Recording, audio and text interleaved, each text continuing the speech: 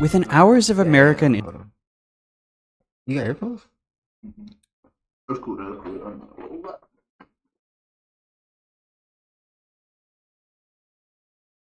Oh, shit. Striking targets inside Iran. The Department of War launched Operation Epic Fury, crippling Tehran's leadership by taking out Iran's supreme leader. We're going to annihilate their navy. Together with the United States, we will strike the terror regime harshly. And when they did start giving explanations, the answers all contradicted one another. I don't understand what the confusion is. Let me explain it to you. Some people took this to mean that they were hiding the real answer, whatever that was.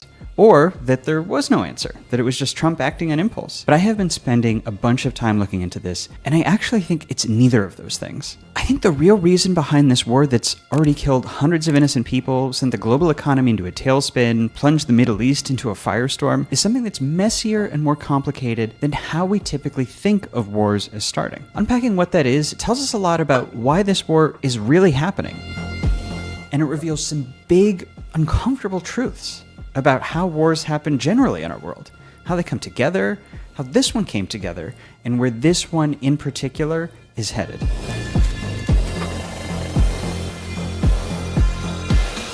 We're going to use this.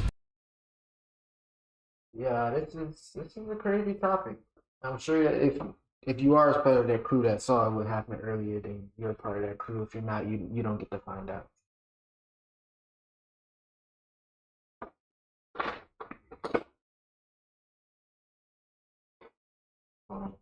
Over here to try to answer the question that the architects of this war either can't or don't want to tell us what kind of war this is. What is its goal? Which means also answering who set things on the path to war to try to accomplish that goal, and where that strategy will take Iran, what that intended result would look like. And we'll start with the answer we've heard a lot from Trump himself.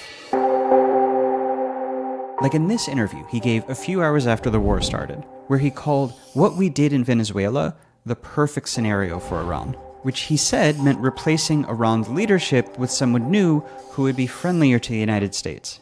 So, okay, we're going to say Venezuela as the desired result. And it's worth... Alright, now I'm back. This is a crazy topic. Being in the DMV, in the heart of where all this is taking place, yo, it's a little terrifying. I ain't gonna hold you. It's a little slightly terrifying. But overall, I'm interested to see why this is taking place, because the goal of this war is unknown to most people. So if this guy can come close, I think his name is Max Fisher, we're acting to. Johnny Harris, yeah. They can probably figure out, give us some information upon why this is happening. So get into it. Worth refreshing on what happened there.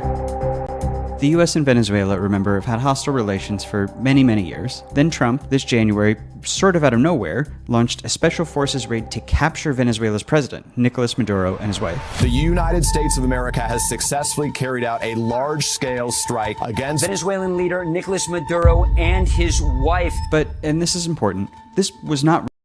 From what I know, we're not supposed to really be too involved in other countries' things, unless they come over here. So that might be a little crazy that they really did what they did. But let's hear what he has to say. Regime change. Venezuela's political system, it stayed in place.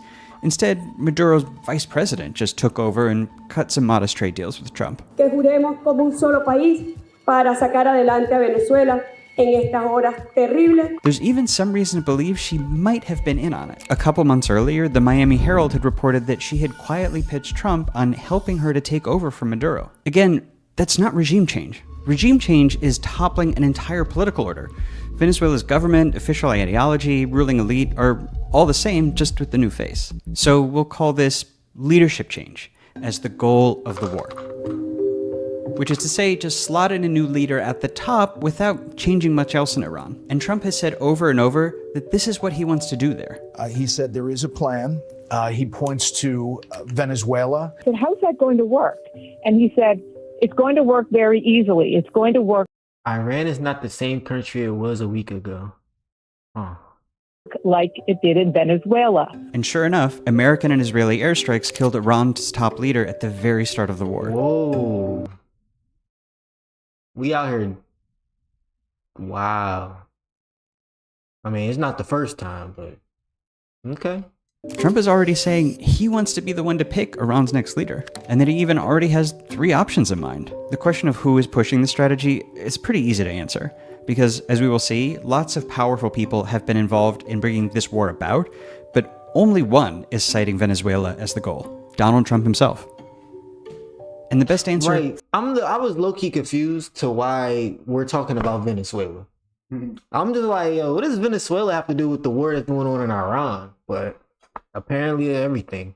For why Trump wants this, what he sees this model, and therefore this war, as meant to accomplish, we actually got answered by a close confidant of his who tried to talk him out of the war, Tucker Carlson. So I call over there to see, call someone who knows him to see. I said, I'm just going to fly up anyway and tell him this because I think it's so important. And the person says, don't bother, because he's being shown polling that this war is like a 90-10 win for him. So the poll in question is probably this one by a pro-Trump group called Vandenberg, which said 94% of self-identified MAGA support the war. The poll used super leading questions, it doesn't matter. The point is, it seems like Trump favored war with Iran, at least in part because he thought it would be popular, probably because his poll numbers are bad, his party is on track to lose the midterms, and it seems like he thought the best way to accomplish that was by quickly toppling Iran's leader, letting them elevate a new one and getting out, just like in Venezuela. But you look at this war, and we're not getting a quick little 4-hour...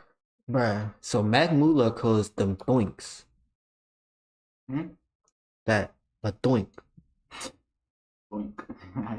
Now, I don't want to necessarily copy that, but it doesn't get demonetized. That makes sense? Should we come up with a different word? Should I already be calling my name Joseph's? Joseph's? Yeah, bro. All right, bet. Any name after with a J, bro. Joseph. Can we get that, Jerry? Jerry. Bro. Niggas don't know what you're talking about. Right. But Joseph like the main jump though. Y'all know what I'm talking about. Yeah. Let me see that Joseph. That Joseph Jerry. Operation to change out one nameplate and juice the president's polls, which is weird, right? Trump... Y'all get y'all Joseph's, Jerry's, because y'all gonna definitely understand this video a lot deeper if you're tuned in with the highest, if you know what I mean. So tap in. Is the head of the country leading the war, yet we are seemingly not doing his desired version of it. It's the first hint that something strange is going on here, and we're going to fill out the rest of this board to try to find out what that is. So I did not travel to Russia for this video. Bear with me, I promise this is relevant. But it was about 10 years ago on a reporting trip there that I first started using NordVPN, the sponsor and hostile me from Wi-Fi networks install code free/MacStrain that is starting on here. And we're going to fill out the rest of this board to try to find out what that is, starting with this other pretty different explanation we got. The goal of this operation is to change the threat, not the regime. When this operation is over, no matter who takes over in Iran, they will not have ballistic missiles. That's Senator Lindsey Graham. And his answer that the real goal here is just to blow up Iran's military hardware also showed up in a bunch of White House statements, like this one. See? Destroy its missiles, nuclear facilities, and naval ships. So what do we call this? Let's just say destroy weapons as this other stated explanation for the war. This is another more limited kind of war, and one with a long history in American foreign policy. Here's Reagan announcing attacks on Libyan military assets in '86. At 7 o'clock this evening, Eastern Time, air and naval forces of the United States launched a series of strikes. Clinton announcing attacks on the same thing in Iraq, 1998. Earlier today, I ordered America's armed forces to strike military and security targets in Iraq. You get the idea, and Israel has done a lot.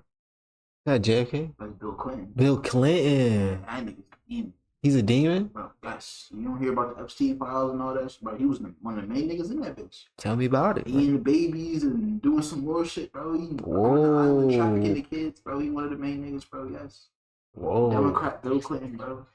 Bill Clinton. That's why when all these people be talking about Democrat, it's Democrat. Like, bro, I ain't gonna lie, these niggas is all demons, bro. So once I hear politician, bro, facts. All politicians are demons. Bro. That's a fact. That's a fact. Like, nah, that's a fact. 99% of politicians are more than likely demons. Cause, bro, allegedly. Especially if they get to that high stage, like you talk about vice president, president, secretary, like shit that controls the federal government. Yeah, nah.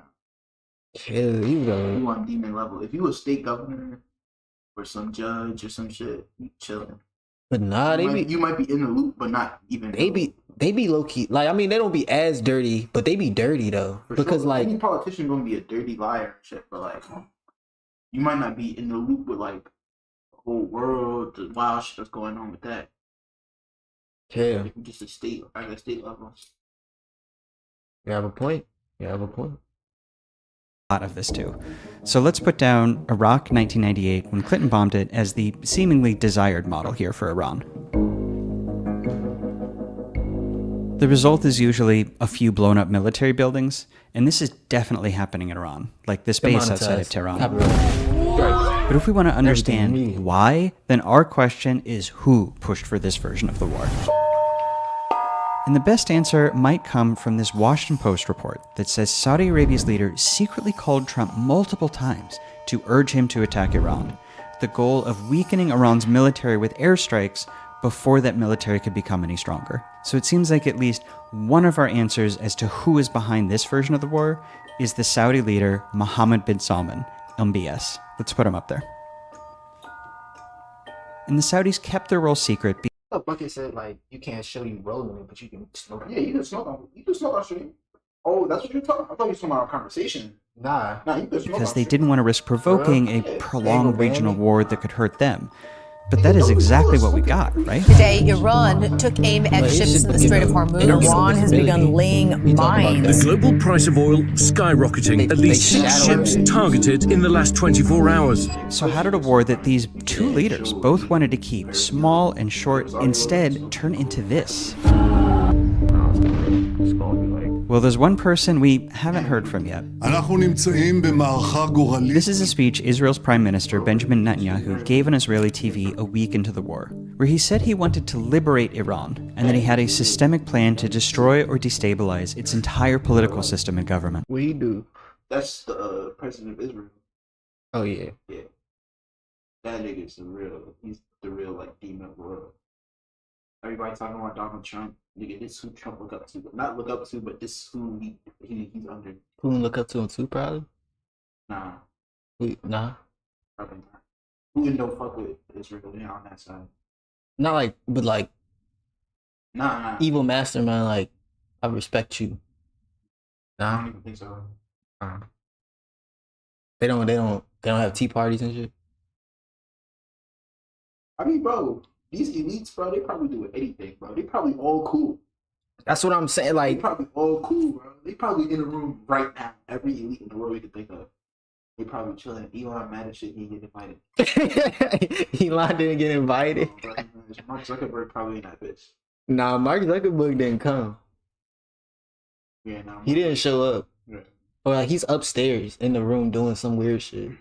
He's not at the party. Like he's right. He's the real lizard. Everybody else is really humans, and he's actually a robot lizard. No, he's actually an AI. That nigga Mark Zuckerberg different, bro. Netanyahu has been pushing this forever. Here he is addressing Congress in 2002. Obviously, we'd like to see a regime change, at least I would, in Iran, just as I would like to see in Iraq. And here he is last year, telling Iranians that if they overthrow their government for him, he would reward them by fixing their country's water crisis. The moment your country is free, Israel's top water experts will flood into every Iranian city, bringing cutting-edge technology and know-how. Okay, so on this third goal for war, let's start by putting Netanyahu up here. But what do we call the thing that he is saying he's trying to accomplish? Since the war started, he's been playing this word game where he says, I'm not after regime change. How could you say I'm after regime change? I'm just doing a bunch of stuff. כדי זה, ברור שהמשטר הזה מתערער. אנחנו פוגעים גם במטרות שלטון, בסמלי שלטון. ראיתם את זה, תחנת השידור ועוד... That might coincidentally happen to bring about the regime change I've been calling for more than 20 years. החלפת השלטון או נפילת השלטון הזה היא קודם כל העניין של העם האיראני. אין תחליף לדבר הזה. ולכן אני לא הצגתי את זה כמטרה, זה יכול להיות תוצאה, אבל זה לא מטרה מוצהרת או פורמלית שאנחנו... So, okay, here's the thing about the name regime change, which I have always found really misleading. Because when we say regime change, we are not just referring to the act of changing out a few leaders. We're talking about destroying an entire political system and imposing a new one in its place that will do what we want. That sounds, to me, more like conquest. Whoa. You could say it sounds like... Call his ass the Israel conqueror. Bro, that's exactly what Israel is in the first place, bro. Nah, for real. That shit is Palestine. But the UN just carved out a piece of that land and said, boom, it's Israel. Because after World War II, there was no safe place for Jews to go. That's when the whole shit started. So really, every World War lead up to the next one, bro. That makes sense. World War III, this is only it. So, in the First World War, I don't know why that started some Austrian shit, and then that led into Germany was like the big villain in that war. They got taken down, like the whole world basically turned on Germany and was like, yeah, they punished it basically. And World War II started because Hitler rose up and was like, nah, and like, let's take over the world, bro. Like, why Germany down bad, bro? Nah, for real. And he blamed it on the Jews, bro. He was like, because after World War I, when Germany was down bad, like the economy in Germany was fucked up, and Jews, what they did was put their money together with their families and shit, like they Jewish banks, shit like that. That's where all that shit rose up from. They didn't do nothing for the economy, basically. Oh, that's what he's saying. They didn't really do anything for Germany. Like, imagine a whole group of people that's not even really from here for real, but he just took over and like, but that's like gentrification, basically. Right. And like, yeah, like they just. But so he got people behind him saying, "Bro, it's the cause for all our problems. Down bad because of blah blah blah." Boom. But the truth shit happened. Boom, boom, boom. Yeah, bro. So it's really the people who we see as evil was getting snaked at first, in a sense. I mean, not getting snaked, but they was. You snake? Yeah, in a way. And bro, if you like go back into history and shit, if you believe in the Bibles and stuff like that, bro, these niggas killed Jesus, bro. So, like, bro, you see what I'm saying? Bro, I don't know, bro. These niggas is low key, bro. If like the world was a video game, these niggas would be the villains, bro. I don't know. Just the way I see it, bro. I don't know. I could be wrong. I don't know. I just live my life personally. I don't. None of this has anything to do with me. Allegedly, right? But not even allegedly, like. No, all of this is allegedly. That's all. Oh yeah, all of it. Yeah, it's all in GTA. But like, yeah, bro. This is the way I see it, but they might be the villains, bro. They're the main villains in GTA. I agree. This. Because like, you look at the shit they do with America, the whole Black Rock shit, like the whole.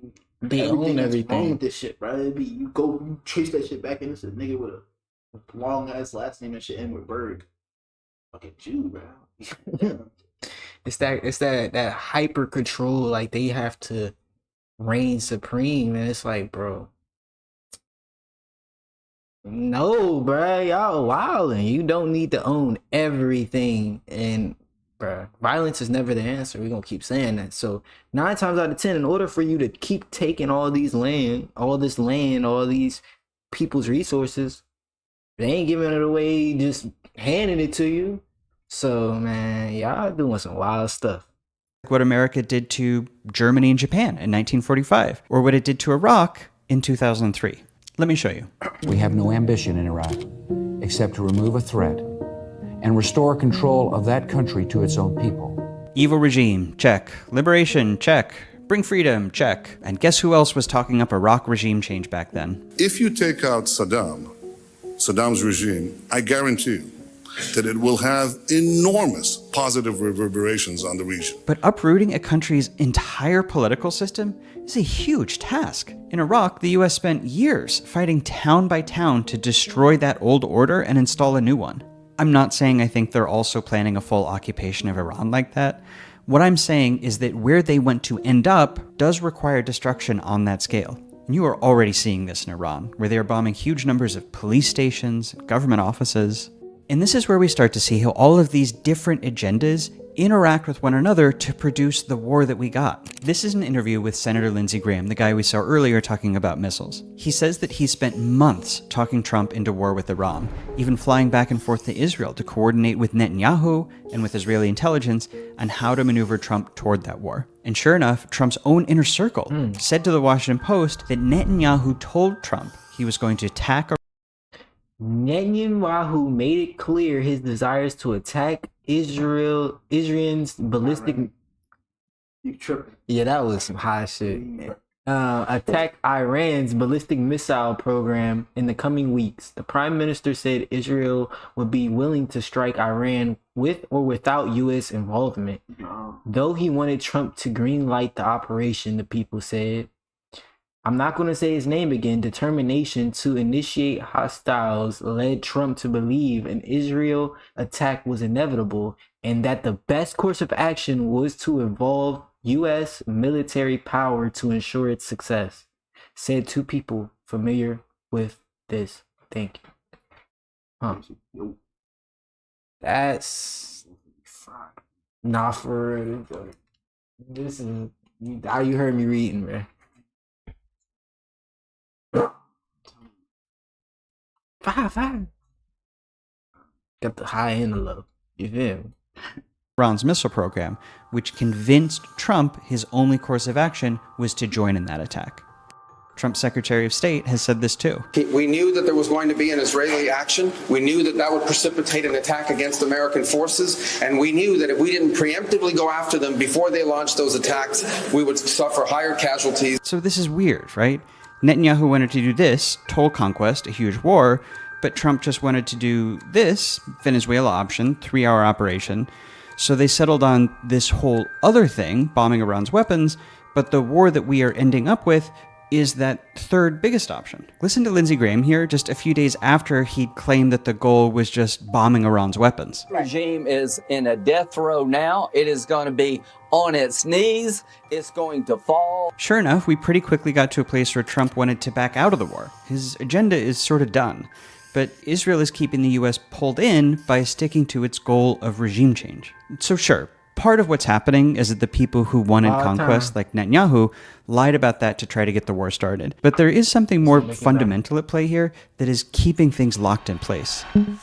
Imagine the severity of war as a ladder. You have little small-scale stuff down here and bigger conflicts up here. If everyone just fights this kind of war, that's where it stays. But if even just one country escalates the kind of war it's fighting, even if it's sort of shifting up and down or leaving things ambiguous, that forces the other sides to fight at the top of that scale too. Don't bring a knife to a gunfight, right? It's forcing every...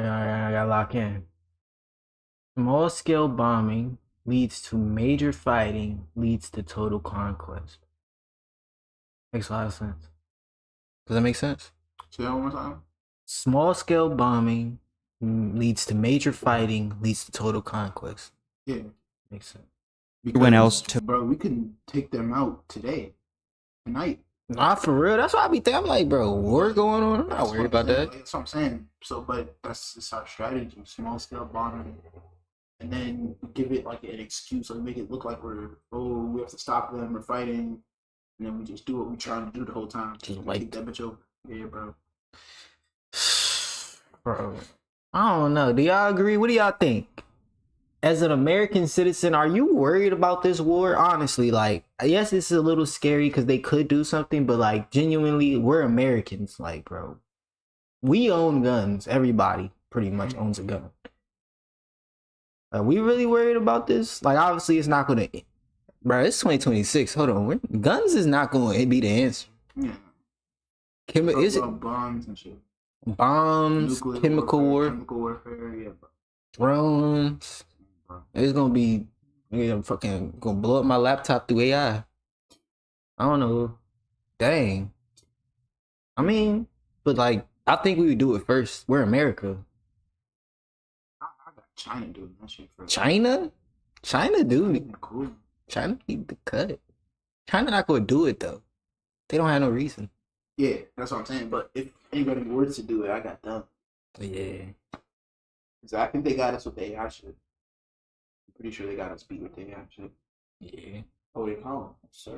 Let's go. All right, that's move up the scale to match it. And this upward pull has a name. It's called escalation dynamics. And this is a hard-coded law of nature. It will get you every time. Which brings us to this last column on the board. I left it open to represent an even bigger kind of war. Here, see for yourself. This is Tehran, and those fires are from Israel bombing huge oil refineries. Here's another view. Israel has been bombing dozens of civilian power facilities in Iran, even over U.S. objections that plunging ordinary Iranians into for real, that shit would be terrifying.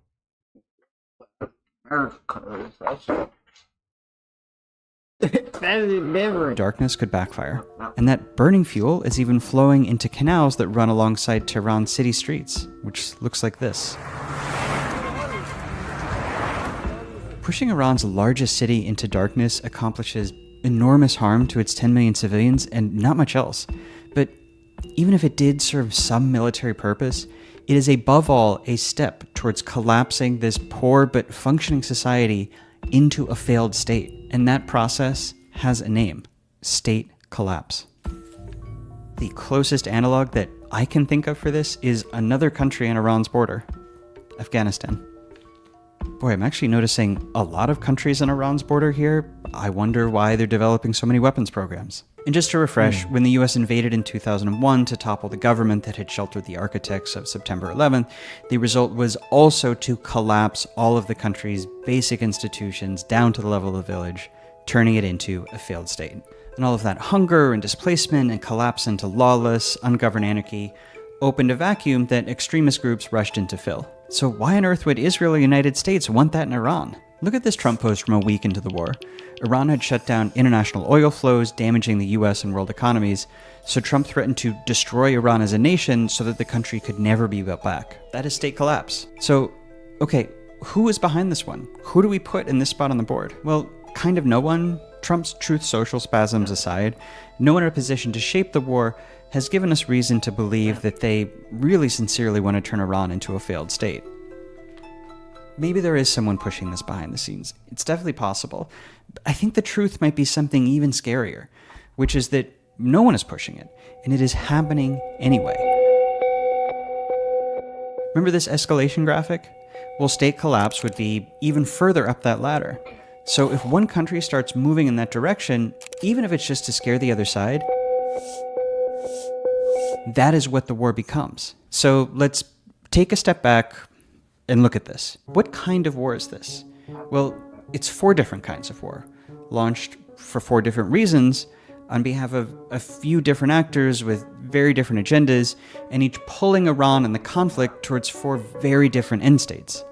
Which gets to a bigger point I want to make here about war in general. We like to think the way it works is that there's one person in charge and they make a big, bold decision, and maybe the reasons are good or maybe they're bad, but they have reasons, they have an end goal in mind, that's what they're pushing for, and it's all very logical. But the truth is that any war is brought about and sustained by a coalition, not just one person, even if it's just a coalition of individual officials within the same government. Let me show you what I mean. A couple years ago, on the 20th anniversary of the Iraq War, I did this story asking a bunch of historians why it had happened. And all the evidence they said pointed to one thing. A bunch of different senior Bush officials all came to the table wanting war for different reasons. And even one of the chief architects of the war, Paul Wolfowitz, admitted that they settled on destroying the truth. Mr. Wolfowitz told Vanity Fair in 2003 is that for reasons that have a lot to do with the US government, Iraq... Which means when we look at any war, including this one with Iran, and ask who made the decision to start it,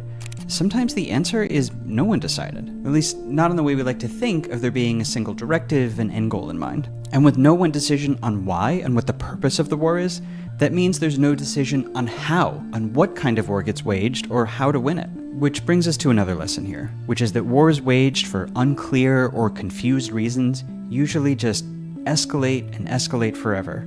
Confused wars become forever wars.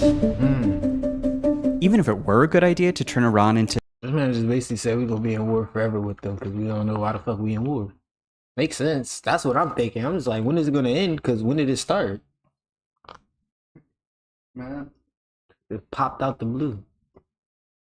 Venezuela or Bush era Iraq or into Afghanistan. And look, just to level with you, I do not think that any of those are a good idea. But even if you did, trying to accomplish all of them at once means you don't really accomplish any of them, right? And you just get pulled further and further up that escalation ladder. I know this is a picture of war and geopolitics very different from how we normally picture them or like to picture them. It's messy and it's bureaucratic. It's a handful of personalities, some of whom might not even know what they want, triangulating off of each other for short-term gain and least common denominator compromises. Setting in motion events they can't control that might have devastating consequences for millions of people that reverberate out for generations, which is how we ended up with a war with Iran, with no unified agenda behind it, no strategy, no defined end state. The more we learn about how it came about, the less we can say about the actual purpose of why it's happening, what all this death and destruction is. Bro, I'm just happy, bro. There's kids laughing outside and shit, because that's terrifying, actually. Now, obviously, it's probably normal times in these places, but bro, I don't really ever have to worry about no wild shit like that happening, bro. Most we gotta worry about is some dumb nigga trying to shoot some place up, or could be the other side. You know, y'all like to shoot up crowds. Like, nah. Nah, it was just some Negroes doing it a few days ago. So, man, we all in the mix, all doing it. But it's a certain group of people in these particular categories that I'm speaking about that need to be stopped. It's the ones that ain't thinking right, ain't moving with the right mindset. Even for. And that may be the most core truth of this war.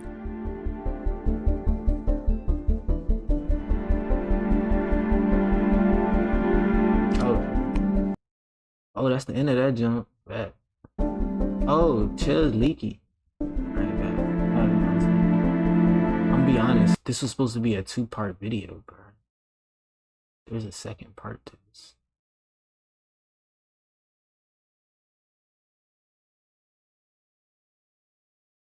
The Iran war was supposed to blow up the world. They gonna need you to move it. All right, we might just do this one. Hold on.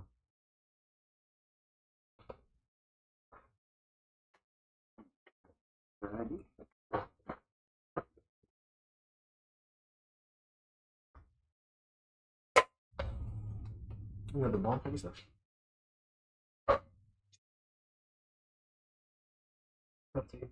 You scared. You say that, but I can't even hit. I agree to me. I already put it in. I want to try. Bro, I need to try that shit. I was going to try leaves. Oh, you got some different ones? Nah. That's what I was saying. I understand what you. Oh, yeah. And we'll be right back. Y'all can still hear me. We'll be right back. We just gotta go on a quick little road trip. What should I do? I can turn on like some music. Copyright free.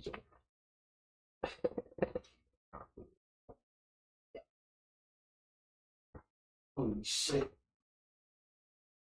And it's already crumbled.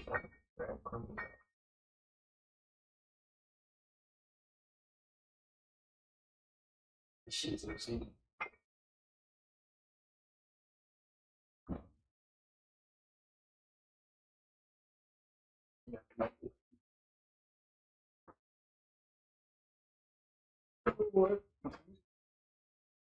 How do y'all feel about that last video if you're listening? If you're listening right now, put in the comments potato. Potato. Word of the day. Okay, we playing hot potato with this wood. You know what y'all feel about it.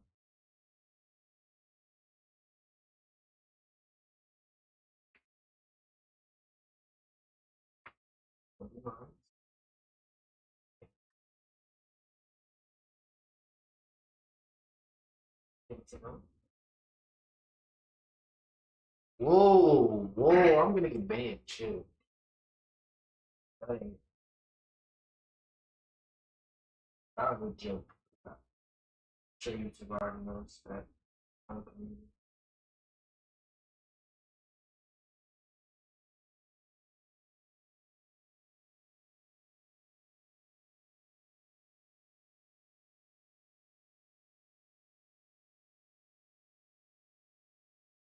Right. Really.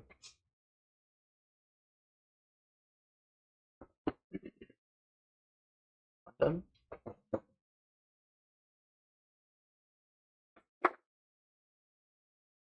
Wait.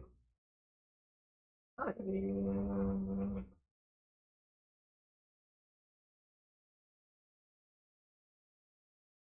like that. I like that. Maybe J or something. I mean, wait.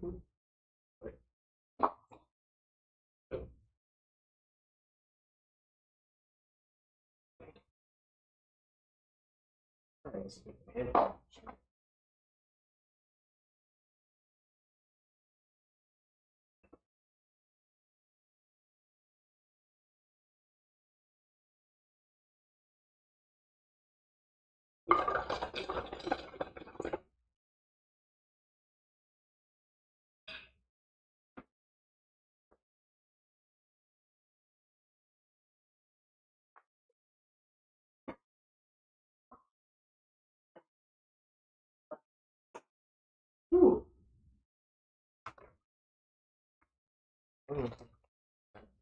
Well, if we want to get in and start, you might. But I was about to say I might use the bathroom right quick before we start.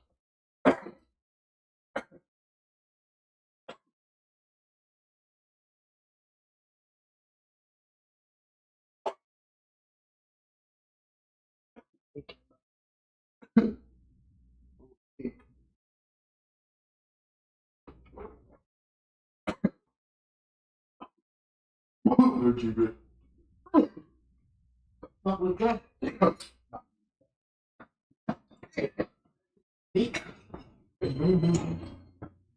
Good start. Yeah, you can start.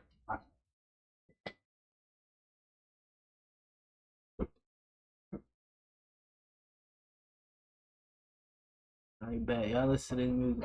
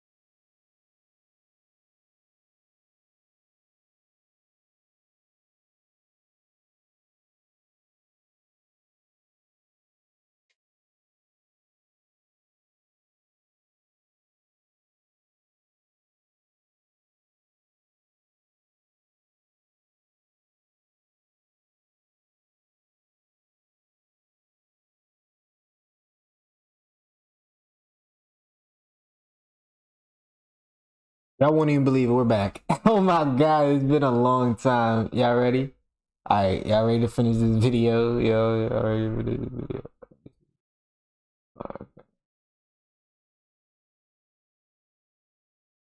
And this one is about the oil shock in specific. It's the same guy, Max Fisher, so we're gonna go ahead and see what he has to say on this topic.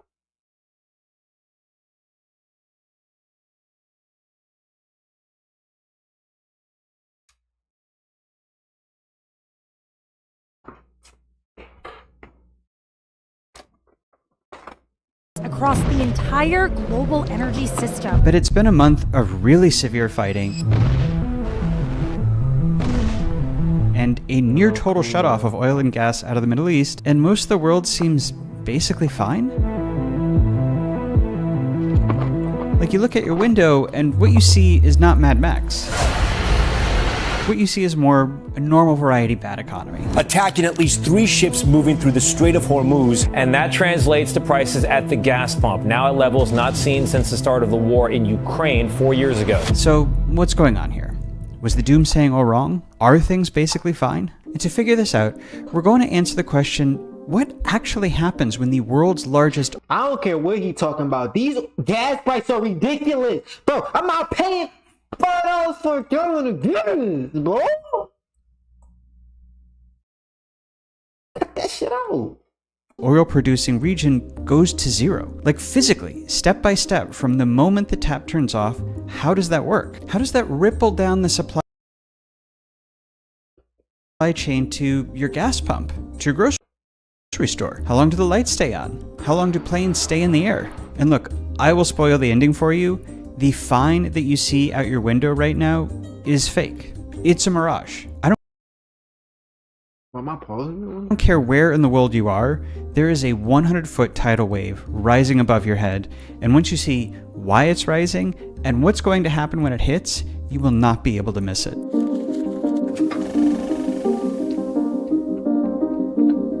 The thing we are talking about has a name, an oil shock. And we are right now in the biggest oil shock in history. Think of it like a bomb that's exploded very far away. We see the flash, but the shock wave hasn't reached us yet. Today we're going to answer what happens when that shock wave hits, what it's going to do, what will change, how it's going to play out. Which also means asking why it's taking so long to... Man, we're not going to be out here driving, I can tell you that. There's going to be a lot of shit. Man, without cars, bro, the economy, good luck. Reach us. Where we're in this weird lull right now. As promised, though, we're going to start by tracing what actually happens when the oil spigot goes from on to off. And the first thing you need to know is something that seems simple, seems obvious, but it turns out to be really, really important. This is an oil tanker. And the thing to know about an oil tanker is that it's really, really big. 4 soccer fields long, carries 2 or 3 million barrels of oil, and it weighs more than a skyscraper. All of which makes it slow, 10 or 15 knots. That is, no joke, the speed of a bicycle. Our global energy supply lines move at the speed of a Schwinn. And let me show you on this globe why that's important. If you biked all day, how much of this globe do you think you could cross? Like, maybe the width of the point of this pen, right? Maybe. You worked really hard. Okay, now imagine hopping on your 12-speed starting in Dubai. Where's Dubai? Here we go. Starting in Dubai. And now imagine that you have to bike out of Dubai all the way down here, down the coast of Africa, down, across the Cape of Good Hope, back up the other coast of Africa, all the way across the Atlantic, through the Caribbean, before finally arriving at the deepwater oil port in Louisiana. That would take forever on a bike, right? Which, remember, is the speed that these oil tankers go. Like, that is how our oil travels, as if it were on a bike. And maybe you see where I'm going with this. This is a map of global oil flows put together by JP Morgan. Don't worry about all this text, we'll explain it in a minute. These red lines show the oil coming out of the Middle East, going out to the rest of the world. This is the stuff that's been cut off. Here it is back in December before the war. There it goes, the oil is flowing. But remember, it moves at the speed of a bunch of bicycles. So now it's January, and the oil is just finally reaching parts of Asia and Europe. And we're into February before it hits the US, and then it hits refineries in South Korea that then sends it on down these pink lines to Australia and New Zealand. So when the war starts and the oil stops flowing, there's actually still a ton out there, taking its long, lazy little bike ride around the globe. That's a big part of why things seem weirdly normal. For most countries, the oil shutdown has not reached us yet. We're still getting shipments that were sent out before the war started. So when do those shipments stop?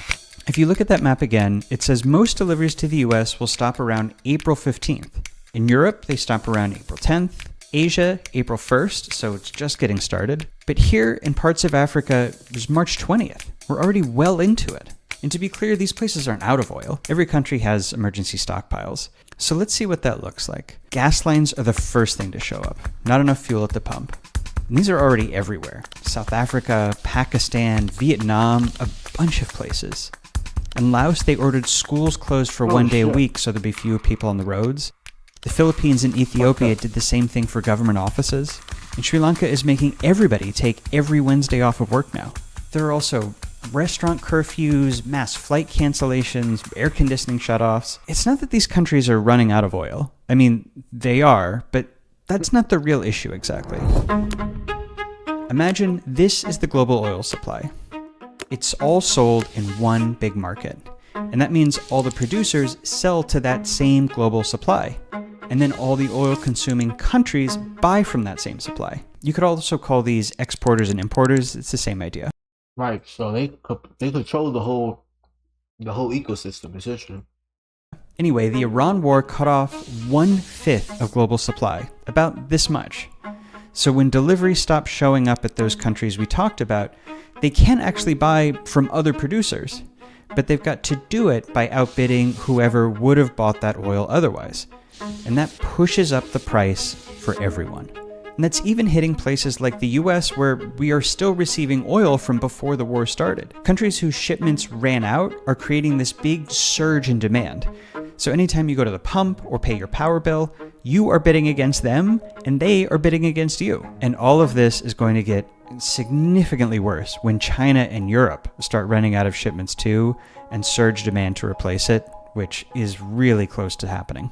But all of this raises a question. If these shortages are just days or weeks from reaching everywhere, then why are we on a lull? Every government in the world can see that same map that I showed you earlier. They know catastrophe is bicycling their way. So why doesn't it feel like it? This is Trump a couple of weeks into the war. Sir, could you foresee a deal in Iran this upcoming week? Yes. I do see a deal in Iran. Could be soon. When he said this, the price of oil dropped right away. War's ending, right? Everything back to normal? Except he'd been saying the same thing for weeks. We have had very, very strong talks. We'll see where they lead. We have major points of agreement. I would say almost all points of agreement. Iran has said that there are no talks, and Trump is making it all up. Iran's foreign ministry says you're not telling the truth when it comes to productive conversations to end the war. Well, they're going to have to get themselves better public relations people. He's been doing a ton of this. Like a few days earlier, he'd post that the US was very close to meeting its objectives in the war and might soon start winding down. So why does he keep doing this? Well, to understand, go back to that graphic of the global oil market. We left something out before. A lot of oil gets bought up by speculators who sell it secondhand. This all takes place through something called an oil future. It sounds scummy, but it actually serves a pretty useful function in stabilizing prices. It doesn't matter how it works. The point is, those speculators set their price by what they think oil will cost in the future. Which means if Trump comes along and says, peace in our time, speculators conclude prices will drop and sell their oil futures for cheap, which helps to balance the price rise in the regular market. That's part of the lull. Even though Econ 101 says oil prices should be going up way more than they have, like crisis level $6-7 a gallon territory, all of this market manipulation is tamping those prices down. But that sounds good, right? Except that it means that the global economy is consuming oil and gas as if they were still priced and flowing normally. It's like if your city were running out of water and everybody in town decided to take 2 showers a day. And there's another thing propping up this weird artificial lull that we're in. IEA countries have unanimously decided to launch the largest ever release of emergency oil stocks in our agency's history. Remember earlier when I said that all countries keep oil stockpiles? Well, a bunch of those countries got together recently and agreed to sell off 400 million barrels from their reserves. That's like if 200 of those oil supertankers suddenly materialized out of the Bermuda Triangle all at once. And then on top of that, the US also agreed to allow Russia, and this is kind of hard to believe, Iran, to sell off some of their sanctioned oil.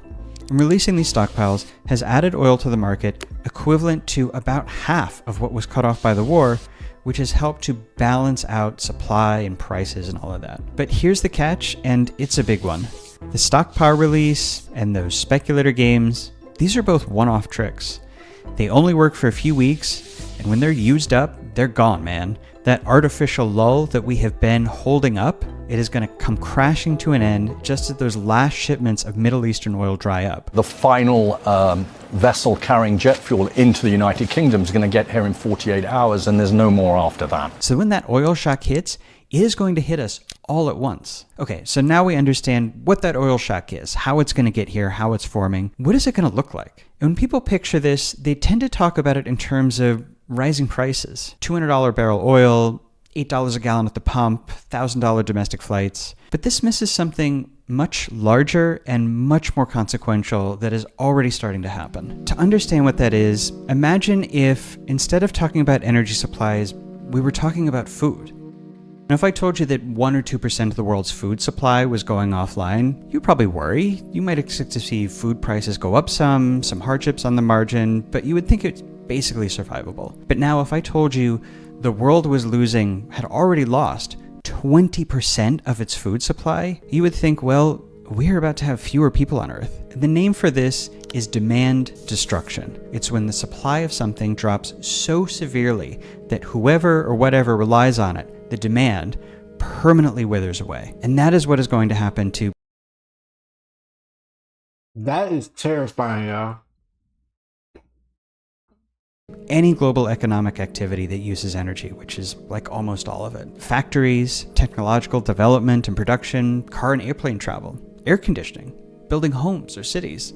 I'm not saying that those things are going to go away, but there is going to be a lot less of them. Like about 20% less once things really bottom out. The economic shocks caused by this war will be with us for months. How we emerge from this crisis will define us for a generation. Let me give you a few specifics that are already starting to manifest. Airlines say they cannot afford to operate and are shutting down many of their flights, so it'll be harder to explore the world. European governments are telling their citizens not to travel for vacation this summer. There's just not enough fuel for it. A number of factories are already closing worldwide, especially in Asia. Semiconductor factories in particular are closing, both for lack of power and because semiconductors use helium, which is a byproduct of natural gas production, so is also going away. Importers expect it to become prohibitively expensive to ship some things abroad, so we'll have fewer foreign goods, less off-season produce, and we'll export less too, so fewer jobs. Construction supplies like lumber are getting too expensive to harvest or import, which means fewer homes getting built, which means existing homes getting more expensive and harder to afford. Many of the essential components to fertilizer also come through the Persian Gulf, things like phosphorus. There are already fertilizer shortages in Asia, so yeah, there will also be less food in the world. All of these things also contribute to inflation. Prices go up, harder to afford things, our standard of living goes down. And the thing is, even if the war ends today, this process, this demand destruction, is actually going to continue. That's because American, Israeli, and Iranian missiles have left much of the region's energy infrastructure in ruins, not on the verge of some great collapse. I promise you that Mad Max is going to remain a thing that you watch just on your TV and not out your window. And I'm telling you all this because the architects of this war want you to believe that this, the way things are right now, today, that's the worst of it. That we just have to ride out a few weeks of high gas prices, and we're going to come out the other side of this war basically unscathed. But what's happening right now is a trick. This lull it's fake. It's hiding the real consequences of this war, which are coming. The people in Iran and in neighboring countries who go to sleep under falling bombs are already living under this war. The thing is that I'm not saying it's the same, but pretty soon, we are going to be living the consequences of this war too. Yeah. This fly fucking with me, but man, Man. That was a great video. Yeah, that was a great 2 videos.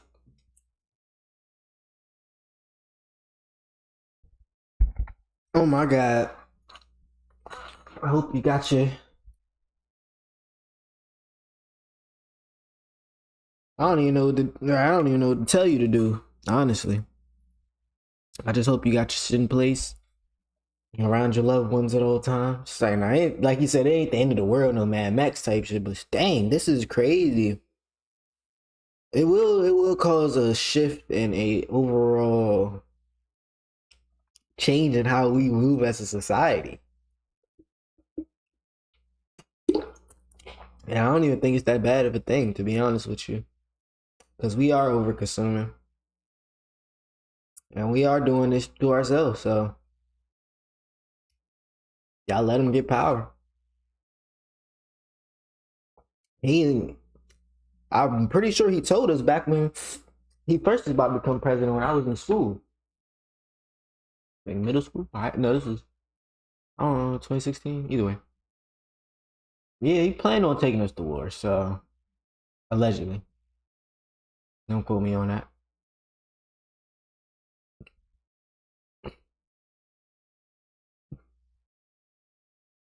Let me know what y'all takeaways were from this video.